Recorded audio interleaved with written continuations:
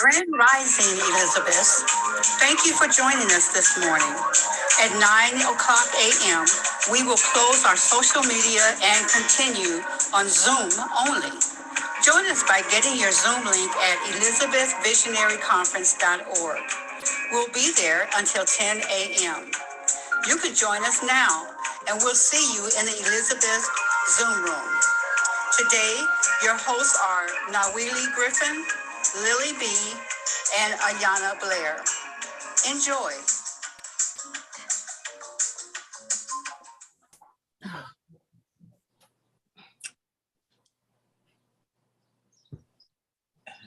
Grand Rising, Elizabeth. Grand Rising. Grand How's Rising. everybody feeling after that new moon ceremony? Or everybody feeling okay? Did everybody do their due diligence on the new moon on the 28th? All right. Yep. I think Still Guys, got fever. I was with some powerful women, so I think we did a great job. It was wonderful. I sure did. It was very, very significant, seeing as how it's rising in Cancer, all the motherly energy. The motherly energy. Yes. Really. Filled with lots of water, loving emotion and sensitivity. Yes, absolutely. I share. How's everybody doing? Let's see. Great. Pretty Here. good. At Peace, who ran our sister circle of healing and bringing in the new moon and writing down our wishes and doing a burn ceremony. That was so good. It felt great. We did a little chant. Saw the energy moving. Saw the energy flowing through the water. It was great. You could see how we moved the water with just verbal energy, and that felt great. Yes. So now would we like to start with some breathing exercises or Sure. stretches? Welcome everyone. I'm so grateful for Ayana and Lily who are holding me up today, because I'm definitely jet lagging a little bit and I'm feeling it in and about now. So rising up with my sisters this morning, we're going to start off with a self blessing and then just about a minute of long, deep breathing. So what we're going to do is using our palms of our hands, our right symbolic of the strength of the male and the left symbolic of the strength of the female. And so we're going to generate some energy, warm it up, rub till it gets so warm, and like you just engage yourself and close your eyes. Again, welcome to Run, R-U-N. And what are you into today? And always, as Ricky Beebe says, the way out is the way in is the way out. Keep rubbing, and put the hands just a few inches apart. Feel that energy, your energy, what you generated, activated, bouncing back and forth between your palms. One more time, rub. And just setting your intention or doubling your intention up, if you haven't, for the day, whether it's to embrace more love, more peace, more balance, stay in that line of attraction, that place of manifesting, of demonstrating your wholeness, your completeness, and that you are already perfect. And feel the energy bounce, love, light, wealth, prosperity, abundance, health, well-being. Now we're going to take our hands above our head, and I'll just speak the words, and I'm going to say, I bless myself. I am. I am. Hold it over your crown. Let's go to our ears. Everything that we hear, take it in from that place of active, loving listening. I bless myself. I am. I am. Taking it to the third eye, our place of divine intuition, that knowing that I know that I know. I bless myself. I am. I am. Taking it to that throat chakra, that place of divine communication, speaking your truth, standing up for self, knowing that it is your time. I bless myself. I am. I am. Taking it to our heart chakra. Unconditional love, loving, staying in the loving, seeing that place, not loved by any conditions, but truly loving from a place of the great source, the divine source of love, knowing it is the answer. It is truly the way in to the way out. I bless myself. I am. I am. And above the navel, taking it to the solar plexus, that place of the emotional crisscross of, I call it the intersection of our feelings, our emotions, that gut feeling you get about things, that place where we try and can correct ourselves saying, it makes me sick to my stomach. So we're going to self-correct that in this moment and affirm, all is well, my emotions are balanced, loving, kind, and it begins with me. And right here, I bless myself. I am. I am.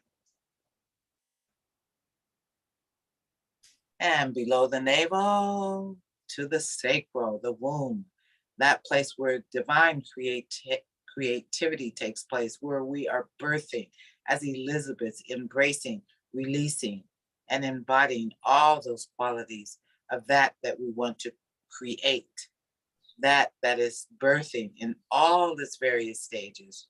And I salute from this place right here and now, Miss Evelyn, as she prepares for her Art in the Park this week. And from this place, I bless myself. I am. I am. And right, if you're sitting in the crease right there, as if we're sending that energy into the root chakra, that place of protection, groundedness. What are our core beliefs and values? What are we really standing on? And what are we ready to shapeshift, to make stronger, to make more better? I bless myself. I am. I am. And just reaching your palms as if you're reaching to send the energy into the earth, the deepest rooted. There's so many chakras, and this deep chakra we're sending back into the earth, into the soil, into the pranic, the place where the pranic energy emanates from. I bless myself. I am. I am.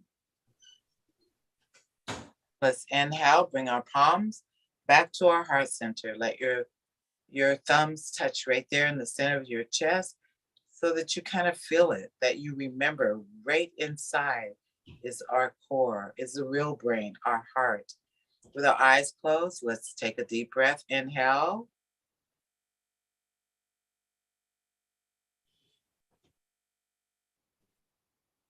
Exhale.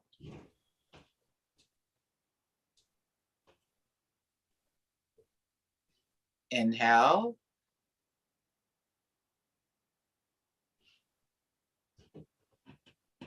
Exhale.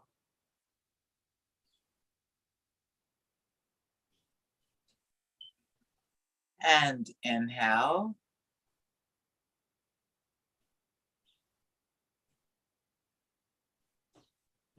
And exhale.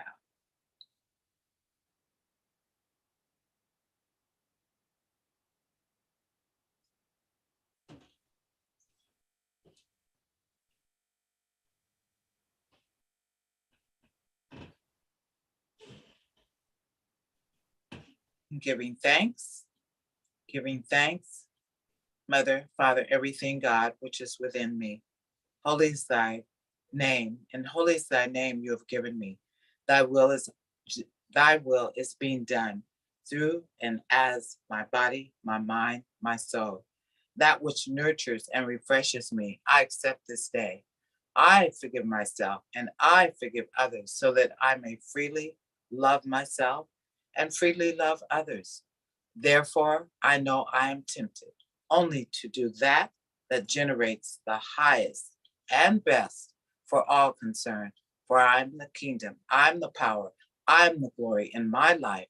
I'm one with the only presence, expressing as me now and forever and ever and evermore. And so it is, so be it. Amen. Ashe Satnam. Take a deep breath, inhale, and exhale. Release the arms, the hands, and release. Right. Wonderful, wonderful. It should be. And so today I'm going to hop in and tell my story. And then Lily or Ayana will do the introduction. So I met our guests through someone that the universe aligned with me since I've been in Detroit. And that's a cute way to put it. So I met Miss Audrey through Irene, my beloved. And I had seen her work before I seen her. So I had an idea of, I got a feeling tone about this phenomenal woman because when I saw the work, the gift that I was gifted with was one of her light pyramid creations, amazing. And the energy that poured from it, I couldn't wait to meet her. I think we were both as excited to meet each other. And when we met, it was just electric. She is just on fire with love and possibilities and just a message that it is time to hear. Yeah, her energy was so electric. The other thing I thought of was how we keep ourselves in balance because she had so much energy. I was like, I just want her to take a breath now. I just want her to breathe. I just want her to exhale because she was taking in so much and it was so much coming out. I was like, I think we're going to do some work together. Yeah, it's going to be way cool. So yeah, just a joy, a love. I already love her. I feel she is my sister. Another, she is my Elizabeth. She is a kindred. Detroit has brought to my life another kindred. I'm so blessed. And so I'm gonna let Ayana or Lily continue with like her good stuff on paper that she has shared with us. And so I'll let Lily or Ayana take it away. I too have met Miss Audrey, and I don't know if she remembers. We were at the Charles H. Wright Museum. She was set up. I was speaking to her. I left her me and all these wonderful things, and I was just. She Look at that. See, okay, look, calm down. Then you gotta calm down. Breathe. Woosah. Breathe. Okay, right. Yes, absolutely. Yes, I asked about your pyramids and things. You told me you were a professor and things. I was like, oh. Not quite, but I understand. Yeah, we'll get to that. Yes, you told me a lot of things. I was just so happy that someone really took their knowledge and what they learned and opened their eyes with it. They opened their eyes and went further and learned more, that it's not just simple what's in the textbooks. You're not going to teach us everything in the textbooks. You were so passionate. You told me everything. Yes. Just like Nobili said, you were. I asked for your business card, and you were like, "Well, people just throw those away." Or I was like, "Nope, not me. I'm most likely still have your business card sitting in a pile of my business cards. So I told you that we do pop-up events and that I would love to see you there because Absolutely.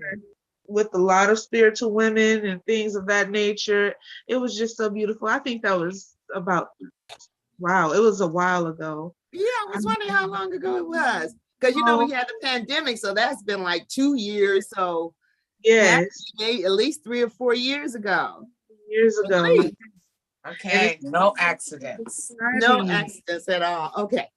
He's like, I know her. She's the best for this. I wish I could have, found her and told her, yes, come to the Elizabeth. This is where you belong. And you see it too, Willie, from Los Angeles. Isn't that amazing? Like she said, we're all connected. Okay, let me just go on. Let you. Hey, Yeah. I should. So one moment. Uh-oh, I'm sorry. Hold on 1 second. Actually, it's better to hear right from the source, right from the creator, right from the person who has all the knowledge of themselves. Let's hear a little bit about what you do. I know you make those beautiful, wonderful spiritual pyramids that's very energetic. They are very full of energy and love. And so I'm going to hold one of mine up. So I hope everyone can see it. This is one that I have, and I'm going to do the panoramic thing. Turn it around. I want you guys to. Can you give us some more light? Oh, that means I got to turn on my light in my house? Oh, yeah. Oh, my God. Yeah. Yes. Better? Yeah. Yes. Okay. So, this is from the top. That's beautiful. I don't know if you can really see the light. All of my pyramids have a glowing green light at the top. So that's how you know it's one of mine. Okay. Yeah, it's not. Yeah, you can't really got too much light. Yeah. And the bottom. And I don't know if you guys can see the copper. I mean, the base. I love the base. I have two. So this one. You gotta have somebody just said. Yeah. So I mean, I don't even know how to explain this woman. It's always loving them. She always puts a little rose quartz in there. Yes. Absolutely. That's right. That's right. That's right. I can't believe that I met you at the Charles Wright. That is so funny. I love it. But it's just confirmation. This is the other one. I hope y'all are looking. Oh, yeah, that's what I love. That was my girl. This was a gift. Yes. Oh, that's I love that one. There's a young lady on Etsy who creates those the melanated women in the yoga pose, and I get those from her all the time. I said, oh my God, those belong in my pyramid. They belong in my pyramid. And I said, I don't care how much they cost. I'm buying, and I buy from her all the time, because I just love her girls. They just. And I am a melanated yogini. So there you go. Look at that. Look at that. So I love it. I knew it. That's us. Represents us all day.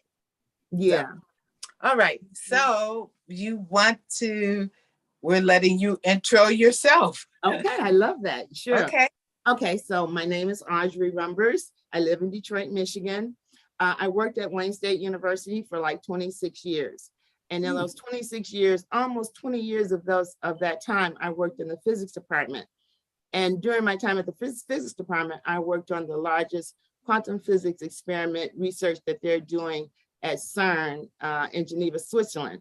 It's called the Large Hadron Collider, which is the initials are LHC. Now, I don't know how many of you are familiar with CERN, but CERN is a laboratory. It's a nuclear physics laboratory in Geneva, Switzerland, and it's where they developed the internet. So that kind of gives you an idea of the type of work they do. And what we did is we built the largest machine on Earth called the Large Hadron Collider. And they created it in order to smash subatomic particles together, basically trying to figure out what happened at the very beginnings of life.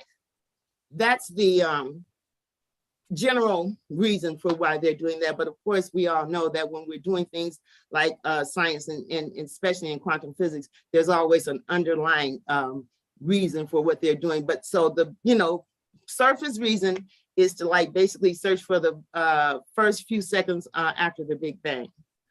For me, what we're doing is we're trying to crack the veil of this reality. And they are using powers that have never been seen on this earth to smash subatomic particles. Now they call it the Large Hadron Collider is because it's very simple. Hadron is a class of subatomic particles. So it's like when you get to the atomic level and then you have the protons, neutrons, electrons. Well, now they're trying to go beyond that and say, okay, well, what are the protons and neutrons and electrons made of? So it's a crazy situation, but they smash these things together at close to the speed of light just to see what comes out of them. So if you can imagine the type of power we're using, a lot of the people when we first started were very worried about what we were doing. They were saying that we were messing with things that we have no business messing with. And a lot of strange things happened at CERN during this time that we started up this machine. And we, at the first run, I think because first we had to build it, right? So my boss, who I worked for at Wayne State, was in charge of all of the US institutions involved with the ALICE project. CERN, the Large Hadron Collider had like 4 experiments: ALICE, ATLAS, CMS, and LCB2. Those are just all the experiments on this big machine. I was part of ALICE, and ALICE stands for a Large Ion Collider Experiment. My boss, Thomas Cormier, was in charge of all of the US institutions involved in ALICE, and he helped to design and we helped to build that part of the Large Hadron Collider and do the experimentation. And when I started working in the physics department, I had no familiarity with physics. I didn't want to have any familiarity with it, but once I started working on the project, and I started being on, I'm on YouTube a lot and whatever, and I started hearing people talk about it, and I realized they were talking about the project that I was working on. Now you have to understand, when I first started working, I was not a professor, no, not quite. I consider myself a quantum metaphysician, but I worked around quantum physicists for almost 20 years. And we worked on this project from the beginning, when the first designing the project, to the actual building of the project, to the actual experimentation at CERN. Working in this department actually changed my entire life. It blew my mind over 100 times, I'm sure. My life has not been the same since I started working there. And it wasn't for maybe about 3 or 4 years after I was working on the project that I really started being curious about what we were actually doing. So I worked on a project. I'm trying to make this long story really short. So all the time I was working on the project and I was learning about energies and these unseen energies that we can tap into. And my boss, I would go into his office many times after I researched online, and then I would come back to work and I asked him these questions. And one of the first questions I asked him was about us creating a black hole. Because on the internet, a lot of people were worried and saying that they're going to create a black hole that's going to suck the whole earth into it. And, like, man, just like that. So I'm like, wait a minute, what are we doing here? So I goes into the office and I asked my boss, I'm like, they said we're going to create a black hole. And, I'm thinking that can't be true, because, sometimes, they say they exaggerate things on the internet. Since I'm working with the people right here, I went and asked. And when I asked him that, I was expecting for him to tell me, no, that's just internet talk. But he actually said, yes, we could create a black hole. And he said, but what would happen is that it would burn itself out within a fraction of a second. Now, to me, that answer didn't really sit well with me, because I'm like, you know how it is with science. It's like everything is an error. I got this from the movie, The Man Who Fell from Earth, because I love that the movie is selling, that series is selling so much. But it's like everything is an error in science until it's not, right? They're always experimenting with things. So if you're experimenting with something on that level and you assume this is going to happen, But what if what you're assuming is going to happen doesn't happen? Then that means you could create a black hole that could suck us all into it. And it would happen so fast, we wouldn't even know it happened. Right? So based on that alone, I got very, very interested in what exactly we were doing here. And so the more I studied it, and I would come back, and I'm dealing with all these people. I'm at Wayne State, I was a project coordinator. I'm not a physicist, but I worked with them for many years. But so basically what I did was I did everything besides the research. I bought, I hired, I travel, everything I did. So I'm working with them in all these areas. And so once I started getting more involved in what they were doing, it started to sound to me like magic. Honestly, it sounded like magic, like we as individuals could do magic if what they were saying, these concepts they were talking about were true. And so I went into his office again one day and I said, from my understanding, if we get a grasp on the concept, the mechanics of this quantum physics, that we will be able to do magic. Now understand that I use the word magic to a quantum physicist. Right. And I used the word magic because I wanted him to understand that this is what I'm really feeling. This is what they're saying. Once again, his answer surprised me because he just said yes. Once he said that, that was all I needed to know. And I just immersed myself into this subject matter, and not so much from the academic side, like the scientists I was working with, but from a personal side, because I'm saying that I was starting to see that quantum physics was not about out there, as the way I was seeing it as being something out there. Quantum physics was about in here and what's inside of me and what makes me tick and what I can do. So that's the way I started looking at it. And so over all of these years, and I've met so many different scientists from all over the world, Russia, Spain, Italy, France, so many people are involved. And what was funny is that I was the only female on the project. I was the only Black person on the project. And I was basically the only one without a PhD. Everyone else was, like brainiacs and things of that nature. So I just used the opportunity to learn from them, because I found myself in a very unique position and I realized that many people did not, could not be in that, which is to be right smack in the middle of this thing that's affecting not just our world, but our entire reality. And things have been happening to prove those things, but that's another subject. Okay, so after I started working on this project in 2000, maybe about 2010, maybe I'll say that I started to say, okay, I have been studying this stuff for over 10 years. I've been in this over 10 years. I get this. I believe it's true. I was at belief stage at that point. I'm now knowing it's true. But I said, so what do I do with it? Because, I've amassed all of this knowledge, all of this understanding of energies and things of that nature. So now that I have the knowledge, what am I going to do with it? So I'm just sitting there thinking, how am I going to get people, to know about this? Because as much as amazing as it was what we were doing, I would hear nothing about it. I'm like, why isn't anyone talking about CERN? Why isn't anyone talking about what we're doing? It's just like, if you weren't in the physics world, you really wouldn't have any idea.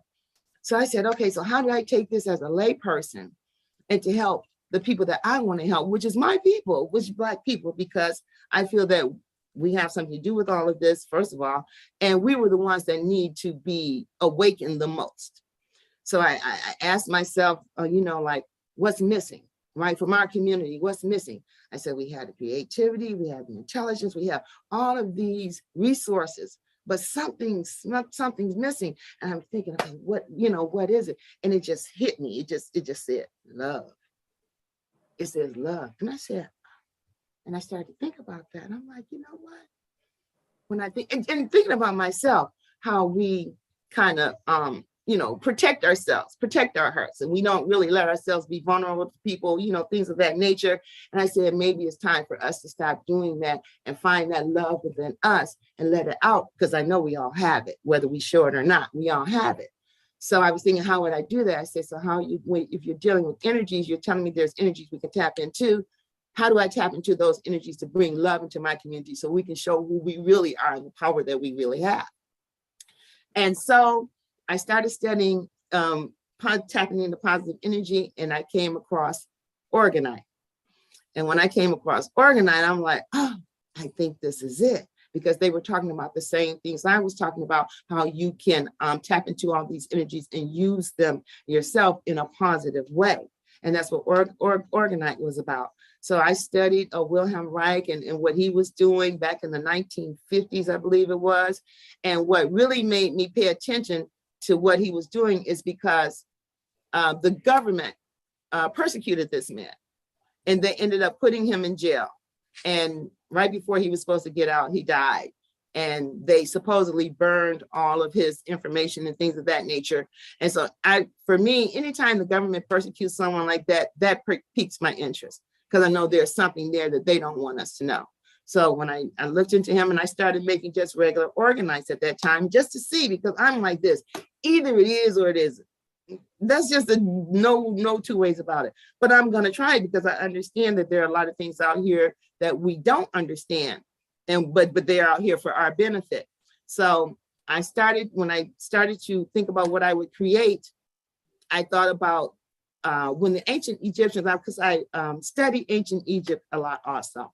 And I remember reading one time that the ancient Egyptians would combine their art, their science, and their spirituality. And at first I thought, how do you do that? Because at that time, my mind was compartmentalized. Here was my art, here was my science, here was my spirituality. But then the more I learned, the more I researched, I started to put it all together. And I'm like, oh, okay, it's a holistic kind of thing. It doesn't have to be separated. So that's when I started thinking about creating my pyramids. So when I created my pyramids, the first thing I wanted to have was love. And so I looked for the most loving stone I could find. And for me, it was rose quartz. And I like rose quartz because rose quartz is a quartz crystal. And quartz crystals, I'm sure you guys know, are very powerful crystals. As a matter of fact, they use quartz crystals in all of our electronics and everything. And so you have to wonder, something that we think of as just a rock, scientists are using it for electronic purposes. So obviously there's something more to it than what we thought. And as I researched quartz crystals more, I found out that they give off an energy called piezoelectricity. So I'm like, okay, wait a minute. So when they're under pressure. So all of these things, I'm putting together in my head, and I go and I go to work and I talk to them, and then I go home and I research, on my own to come up with something that I could use as a tool in this fight we're in for our minds and our hearts. And so I decided to create a device that would emit positive energy, and it would also negate negative energy. And how I did that is that I created this pyramid. At the top of it is a rose quartz crystal. Coming down all four sides of it is fiber optics. The fiber optics comes from my quantum physics experiment, because during the time that I worked there, I was buying a lot of fiber optics. And at that time, I didn't know about fiber optics either. And when I got them, and I noticed, if you know anything about fiber optics, if you have a fiber optic strand, it's lit on both ends, and there's no mechanism for the light. So when I found out about them, I asked one of the engineers, I'm like, what is this thing? What is these fiber optics, and why is this light like this?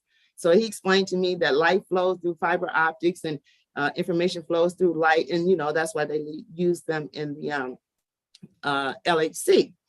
And so I started studying fiber optics. And I start putting all these things together, just, bits and pieces of here, information from this place to that place, so that I end up calling my pyramids like a ancient future device, right? Because it has elements of futuristic materials, the fiber optics, and it also has ancient parts of it, which would be the crystal and the pyramidal shape. So all of these come together, and then I always put a metal, mostly 90% of the time it's going to be copper, because that's also a conductor of energy. So I'm trying to make this energy device. This is what I'm trying to make. I'm trying to make something that's going to affect, the energy around us, like take some of all this negativity, and then we got to change this energy. So I'm like, okay, this is the way I'm going to do it. So I created the pyramids, and of course you look at it, I mean, it's a pretty piece, of course, but does it work? And so the only way to find out if it works is the proof is in the pudding, right? And so the people who have gotten my pyramids, I've had so many stories So many stories that people tell me once they got my pyramids happened that I can't make this up. Now I have my own stories, of course, but you don't know, maybe it's just me. I don't know, but I'm thinking it's everyone, can be affected by this energy. So then when I hear other people's stories, then I realize that, okay, this is real. This is what's happening. I can't pay these people to say these things. So some of the things that happened when people got my pyramid, I'll give you one of my favorite stories because it's about my own family member. And when this was early on, when I started making pyramids, and one of my cousins, my younger cousins, called me and she's like, Audrey, I need a pyramid. I need a pyramid. She's like, so many negative things are going on, so many things, going on, in our house with the relationship, the kids. And she was saying that she had went to emergency because she was not feeling well. So I was like, oh my gosh. So I said, okay. So I went home, I got a pyramid because at this time, to have someone actually call me for a pyramid was like amazing. Like, oh my goodness, someone actually believes this stuff. So I took the pyramid over there. We're sitting in her bedroom and she's telling me, everything that's going on. And she says she's been to emergency 3 times. And she says, and because she's having really bad headaches. And she said they told her they couldn't find anything and it must be stress. She says, but I don't feel like I'm that stressed. We have, these kind of headaches. And she says, Andre, I feel like I'm dying. And I'm like, you feel like you're dying? I'm like, okay, wait a minute. So I had the pyramid in a bag on the floor next to the bed. And I said, well, let me take the pyramid out. Let's change this energy. So I put the pyramid on her dresser. I swear, I'll say 5 minutes, but it wasn't even 5 minutes. Maybe 3 minutes later, we heard this beeping noise. And I looked at her, I said, what is that? She said, that's my carbon monoxide detector. She said, that thing hasn't gone off since I had it. So I'm like, okay, so what are we supposed to do? So I was like, I guess we call 911. So we called 911. And so they sent the fire department down over. So the fire department guy came out with his little, Geiger counter thing or whatever detector. He goes upstairs. When he comes downstairs, he says, everybody out, get out of this house now, open all these windows, you can't come in here. He said the carbon monoxide levels were so high upstairs that if they had stayed in their house one more night, they all would have been dead. Wow. Yeah, he did. He said he had never seen them so high. And like it went off the charts on his thing. Wow. I said, and my cousin was like, you saved our life. You saved our life. I mean, call it coincidence. I don't call it whatever she called me.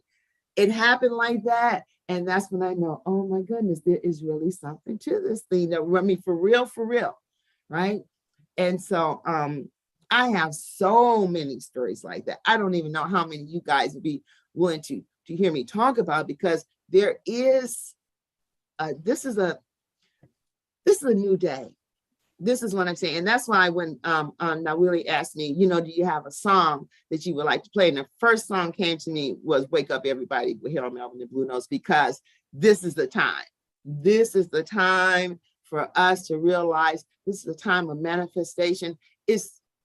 Many people call it the age of Aquarius. And I understand that, but because I've been working in quantum physics for so long, I see it as the quantum age, the quantum physics age, the age of where everything that you thought was true is not true. Everything is different. All the science you thought was true, it's not true, because I consider quantum physics to be like spirit science. Okay. Classical physics was physical science. Everything is a particle. Everything is this. But when they got into smaller and smaller parts, when they got into the subatomic level of us, they found that we are not just a particle, that we are something else, a whole different animal, that not only are we not what we thought we were, that we can actually influence from the inside, the outside, which is what you were saying, the only way out is in, which is true. But what I'm saying now is that spirituality, metaphysics have said all of these things and have been called pseudoscience, and that's not scientific, and if you can't see it, you can't prove it, blah, blah, all of that. Now science is saying the same things that spiritualists have been saying, that metaphysicians have been saying. Now science is agreeing with that. Science is now saying, yes, we are more than just physical beings. That's not all we are. We're even more than we ever possibly thought we were, and we can influence everything around us, because at the most fundamental level, we are all connected. Everything is connected. There's no doubt about that anymore. It's been proven scientifically that on the most fundamental level, there is no separation. So that means basically that everything that we do affects everything else. Whether we know it or not is irrelevant. It still is, right? So when I learned all of these things, I mean, it's just been so mind blowing, and I feel like before then I was sleepwalking.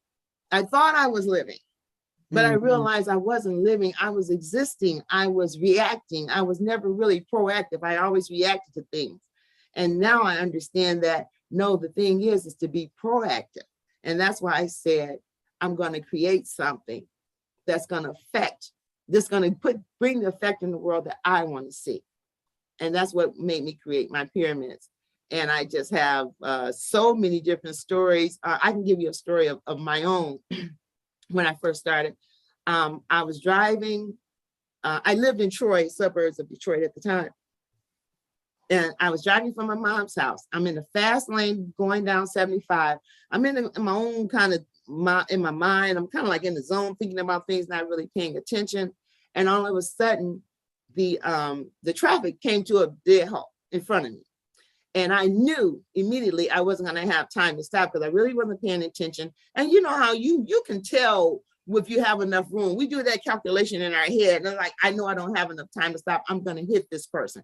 I knew it was going to happen. I just put on the brake and just pressed down as hard as I could and just got ready for the impact.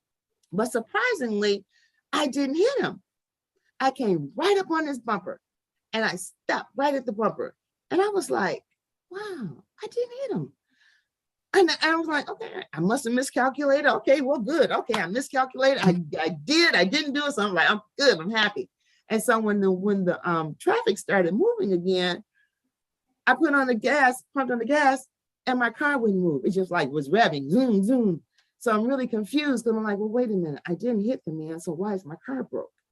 Well, I looked down and realized that my car was in neutral. Now, I don't know how my car got into neutral. I didn't think about putting my car into neutral.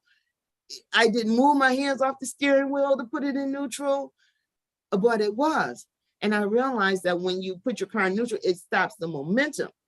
So I'm saying, well, that must have been why I didn't hit him. Somehow my car got into neutral. But I'm sitting here thinking, I'm looking at the gear shift. I'm looking at my hands. I'm so confused. I'm like, wait a minute, how did that? And then I just saw my look, because I always have a little pyramid in my car. I've had ever since I started making them. And I just felt like I had just more protection around me. You know, I just felt that because I'm like, how did that happen? And I just knew what it was. I was like, yeah, here you go again. You know, that's the way it happens. I've been doing this for I started it officially, I think in 2014. And the number of stories, I mean, I can just go on because as I talk about it, I start thinking about another one when I first started.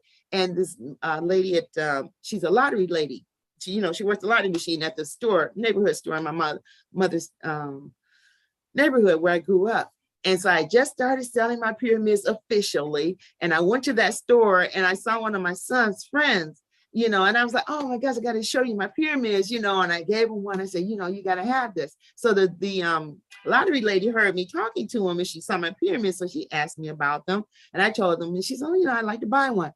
Oh, okay. So I think she may have been my second real actual sale of a pyramid. So she bought the pyramid and then she says, oh yeah, I like it. She said, I want to get one for my daughter, so I said, okay. So I came back, she got one for her daughter. About 2 weeks later, I came back in the store and she said, oh, I wanted to see you. When she saw me, she's like, oh, I'm glad you came in. She wanted to see me. I'm like, okay, what does she want? She got her 2 pyramids. Would she want another pyramid? I didn't know, right? So she says, you know that pyramid I told you that I bought for my daughter? She says, well, I didn't give it to my daughter. I gave it to my coworker. She says, because I felt like my coworker needed the positive energy more than my daughter because she had just lost her son. And I was like, oh, okay. She says, so when she took the pyramid home, she says, the next day, the lady comes back and she says, my son's picture flew off the wall. And I said, what? She says, yeah, that's what she said. She said, it flew off the wall. She says, and then when she came in, she played his birthday. And she said his birthday was December 3rd. And she said, and it came out 1, 2, 3 straight. And I said, that's her son, letting her know he's okay. She's like, yes. You know, I mean, I can't make this up. You know, I don't know this lady who she's talking about. This lady didn't know anything about my pyramids. But this, the lady who works the lottery machine, she felt something. Like, no, I think I'm gonna, you see, and that's, to me, it's just the universe working, you know what I'm saying? We're all working together. And she's like, nope, nope, not her. You need it, you know? So what, call it coincidence? Okay. You know, how many coincidences? Because this is what I tell people, okay, you can have a coincidence and then you can have another coincidence, but what is constant? What is it then? That's what I used to ask, but then I found out what that is. It's called synchronicity. And that's what was happening. I was somehow getting synced in, if you understand what I'm saying. You know, things were starting to come to me. Numbers were just running like crazy. And I kept telling people, I keep seeing these 11111 everywhere I go, 111. I'm talking to someone, telling them about 111s, and then they'll come back to me and say something that has something to do with ones that they don't even make the connection. And I'm looking at them like, what did you just say? And 777s. And it's been a roller coaster ride. My sister has had miracles. When I was seeing those ones, they told me that my spirit, because, you know, I had to look up the angel numbers because I didn't know anything about numbers back then. I'm like, why am I seeing this number? It's driving me crazy. It's like, what are you trying to tell me? So I looked up the numbers on Google, and that was 111. And then it said something like, that's your spirit guides. No, that was the 77. The 111s, it was like, you're starting a new journey, something new is happening, blah, blah, blah. And it was so funny because that's exactly what was happening in my life. I was starting to understand things and find things out, and things are being unveiled. And, you know, my life was changing at that time. So it was representing what was happening in my life, because I was seeing these ones everywhere. And it started off with a dream. I'll never forget it. I dreamed that I was at the casino and I won some money. And all of a sudden it turned into the Jeopardy set. And I'm behind this thing, and it's telling me how much money I have, you know, in that little square when they put up how much money they bet. And when it showed me how much money I won, it was like 1. I'm like, what? And in my dream, I'm trying to put commas to see how much money it was, right? But then, so I woke up and I'm like, why did I dream about those? That was so weird to me. It's like, why did I have that dream? And from that moment on, ones were everywhere. Everywhere I turned, 111. It didn't matter what I was doing. If I was working, if I was doing a spreadsheet, if I was going to the store to get change, if I was getting a zip code, it was unbelievable. So that's when I started to say, something's to this. Someone's trying to talk to me. Something is happening. So that was the beginning of the numbers. And then the numbers stopped being 111s and they started to be 777, 777. I was like, what? I had never experienced anything like that before. And so I started saying, what are these sevens? This was years, you know, a few years later. Then I looked up the sevens, and the sevens said, your spirit guides are telling you that you're on the right path. You're doing what you're supposed to do. And they're gonna, this was the thing that killed me. It said to expect miracles, large and small. Now I said to myself, who tells someone to expect miracles? Do you know what a miracle is? How do I expect miracles? I can expect a miracle is something that just happens, but that's what it said. Shortly after that, my sister had cancer in 2010. It came back in 2013, but it came back in her lungs. And they wanted her to go through all the chemo and all of that. Hold on, babes. And all that. But at that time, she was kind of like me. She and I studied together, and we realized there were alternatives to all of this and whatever. So when it came the second time around, instead of going the route of the chemo and all of that, we went a different route. We stepped outside the box, and we learned about Rick Simpson. I don't know if you guys are familiar with him, Rick Simpson oil. And I saw the video Run from the Cure those years ago. And what they were saying was another thing that was unbelievable, but I researched it again and found out there was scientific evidence to back it up that cannabis oil cures cancer. Now, it sounds ridiculous, to most people, because like that's not possible. But because me and my sister were starting to understand things and not as they seem, and they're all about pharmaceuticals and all of these things we were studying, we're like, well, maybe there's something to it. And with the scientific evidence, so my sister decided, okay, we're going to do this. And we did it. And I took Rick Simpson's video, did exactly what he said. We made it on my sister's back porch. I told her, I said, I feel like a granny in the Beverly Hillbillies, a granny be on the back porch, making up her concoction. That's the way I felt. I'm like, we're sitting here making medicine on the back porch. This is crazy, right? So we made it. Okay, my sister was diagnosed with it in her lungs on December 22nd, 2013. And she was supposed to come back on January 14th for the biopsy and to get things going and whatever. I said, okay, that's enough, time, because I understood if it's going to work quickly. So we went home the day after, on the 23rd of December. We made it. She started taking it. We went back on the 14th for them to do, all the stuff. They hooked her up to the IV, me, her, and my mom went. He took another chest x-ray. The doctor comes back into the room and he says his exact words were, well, you were looking for a miracle. I said, did this man say miracle? Did this doctor just walk into this room and can't tell me if you were expecting a miracle? And he put her x-rays, her chest x-rays, her lung x-rays up, and he showed us. And I have a picture of those, her lungs too. And he says, you see this? And the size of it was like about this size, the first on December 22nd. He says, you see this? This size, okay, it's like the size of a quarter. And he says, now this is it now. And when he saw the other picture, its head had shrunk down like this. Wow. And he was like, we don't even do biopsies on whatever you call them, tumors, whatever you call them, that small.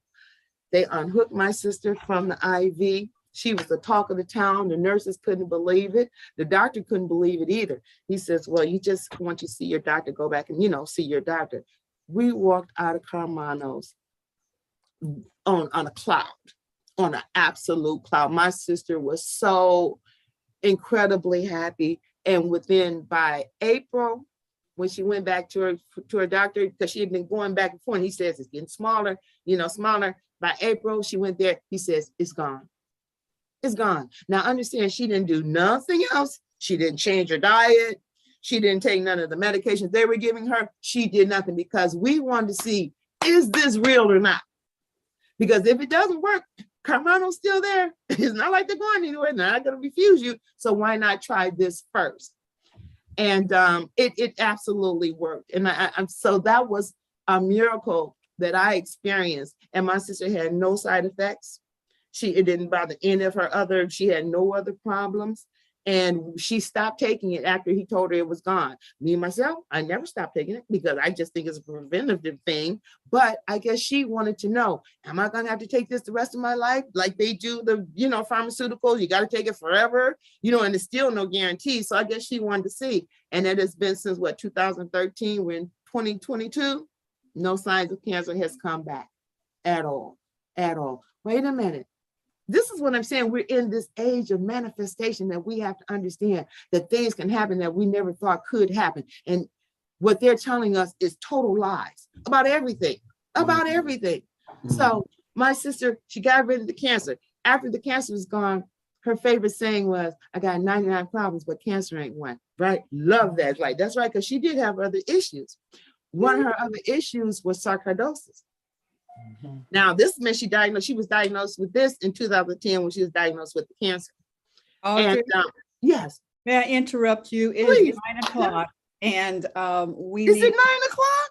Yeah, we got more though. Yeah. My God. It's so exciting. But we are going to exit social media. So we are glad Facebook and YouTube that you joined us. If you want to continue with us till 10 o'clock, if you just go to ElizabethVisionaryConference.org and hit the button for Zoom and come and join us and hear the rest of this Yes. phenomenal sister. The second miracle. So bye-bye, social media.